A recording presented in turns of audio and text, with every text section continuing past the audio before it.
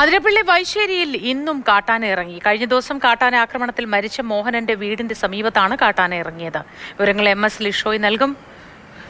ലിഷോയ്, രാവിലെ തന്നെ നമുക്ക് പറയേണ്ടി വരുന്നത് വളരെ ഭീതി ഉണ്ടാക്കുന്ന ഒരു സംഭവമാണ്. ഇത് ദൂരെ നിന്ന് നമുക്കിതൊക്കെ നോക്കി കാണുമ്പോൾ ഒരു പക്ഷേ സാരമില്ല, ഇന്ന് ആന വന്നു തിരിച്ചുപോയി, അല്ലെങ്കിൽ ഒറ്റപ്പെട്ട സംഭവം എന്നൊക്കെ തോന്നും. പക്ഷെ ആ മേഖലയിൽ ജീവിക്കുന്നവർക്ക് ഒരു തരത്തിലും ജീവിക്കാൻ പറ്റാത്തൊരവസ്ഥയാണല്ലോ.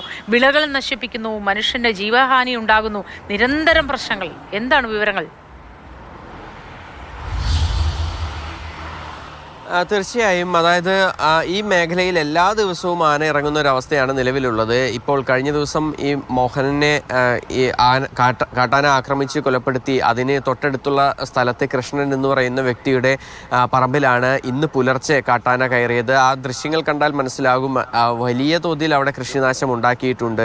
ഒരു തരത്തിലും കൃഷി ചെയ്ത് ജീവിക്കാൻ പറ്റാത്ത അവസ്ഥയാണ് ഇവിടുത്തെ ആളുകൾക്ക് ഉള്ളത് എന്നുള്ളതാണ് അവർ പറയുന്നത്.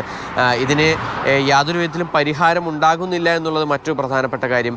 മാത്രമല്ല, ഈ ആളുകൾക്ക് നേരെ പോലും ഇപ്പോൾ നിരന്തരമായി കാട്ടാനയുടെ ആക്രമണം ഉണ്ടാകുന്നു എന്നുള്ളതാണ്. അതുകൊണ്ട് തന്നെ വലിയ ആശങ്കയിലാണ് ആ ഭാഗത്തുള്ള എല്ലാവരും തന്നെ.